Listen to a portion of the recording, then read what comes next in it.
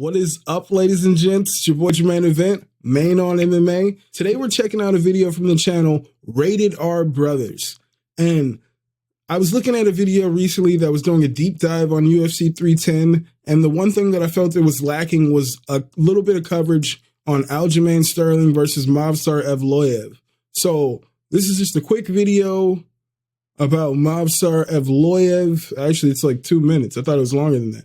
But let's give this video a look and see, let's react to this. Aljamain Sterling versus Movsar Evloev is happening at UFC 307. You better win your fight because I'm coming on your ass, man. Let him know. I'm coming for that ass. Pause. Who's going to win this fight? Well, before we talk about who's going to win this fight, let's take a look at their latest performances, in which Aljamain Sterling fought Sean O'Malley, in which both started out very slow in round one until Sean O'Malley dropped and put a lot of punishment on Aljamain Sterling, which the rest ended up and stopped the fight in round two. After this, Aljamain Sterling went on to fight Calvin Kattar at UFC 300, in which Aljamain Sterling took control of the whole entire fight with his wrestling, grappling, and ground game, and he ended up taking it by decision. Now let's take a look at Movsar Evloev's latest performances, in which he fought Diego Lopez, in which Diego Lopez robbed Movsar Evloev in round one, but then Movsar Evloev brought it back, had a lot of ground control, outlanded Diego Lopez in the end. I'm like, this video is like 2 minutes, but he's talking so goddamn fast. Like, bro, slow it down for a second. Jeez. So they're taking it by decision. After this, Movsar Evloev wanted to fight Arnold Allen, in which Movsar Evloev rocked Arnold Allen in round two.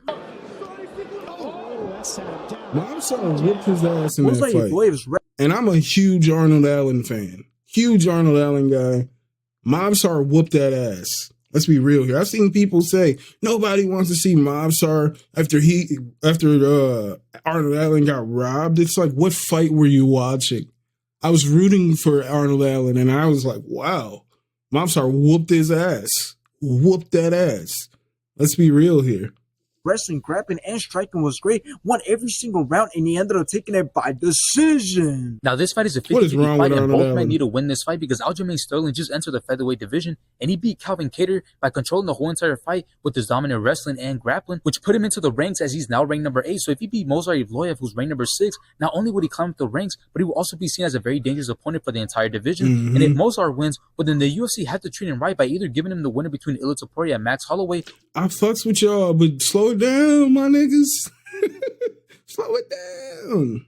Or his next fight has to be for the #1 contender. So now let's talk about how this fight is going to go. Well, it doesn't get any closer than this, so it's going to be really hard to predict how this fight is going to play out, since you got Aljamain Sterling, who's known for his dominant wrestling and grappling, and the same goes for Movsar Evloev. So if the fight ever comes to that, which I believe it will, it's going to be a very competitive fight. But I believe that Movsar Evloev does have an edge when it comes to fighting on feet, since he looks to be the sharper and quicker striker. So if the majority of the fight takes place on feet, I do believe that Movsar Evloev will take the win in that realm. So in the end, my final prediction is that Movsar Evloev will do way better than Aljamain Sterling on the feet. So I do see him outperforming and outlanding Aljamain Sterling, which will lead to him taking the win by decision. And the reason I say decision is because Movsar Evloev is obviously known for going all rounds, and since he's fighting a high-level fighter like Aljamain Sterling, I don't think that he'll be able to finish him. That was a cool, quick video from the Rated R Brothers. I like all the information they fit in that video, but I wish they would slow it down just a little bit. It's like, it didn't need to be 2 minutes. It could have been like a decent 5 to 8 minute video with you guys slowly giving us that information.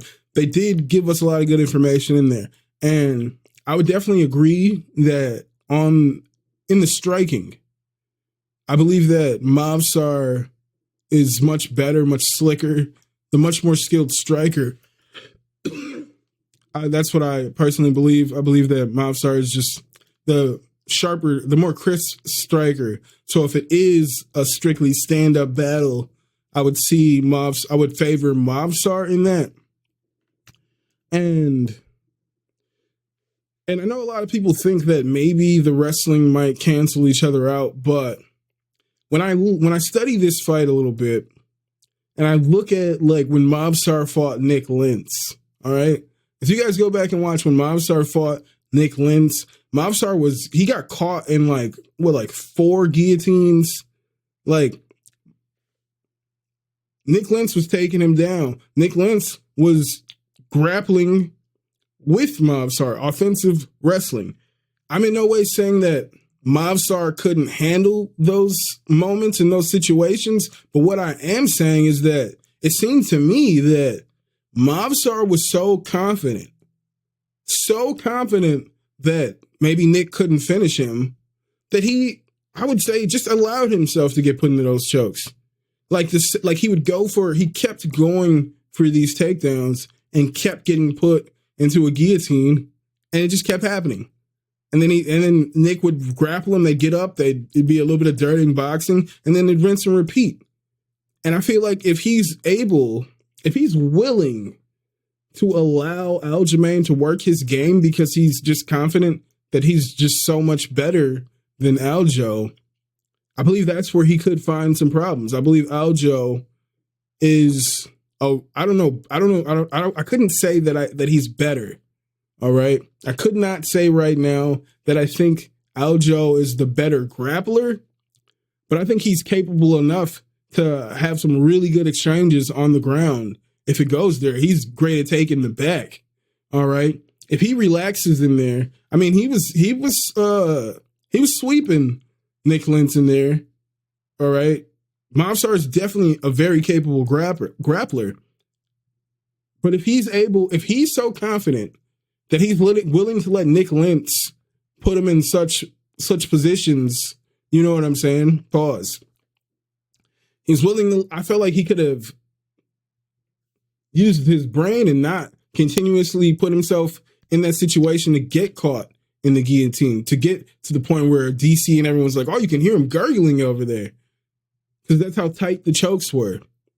If he's willing to let Nick Lentz get his grappling off because he's just so confident that he's that much better, if he goes in there with that same mindset against Aljamain Sterling, that he will allow Aljo to grapple because he feels like he's just that much better. If he doesn't go to stop the takedown because he feels like he's just that much better than Aljo on the ground, I feel like that's where he could run into some problems.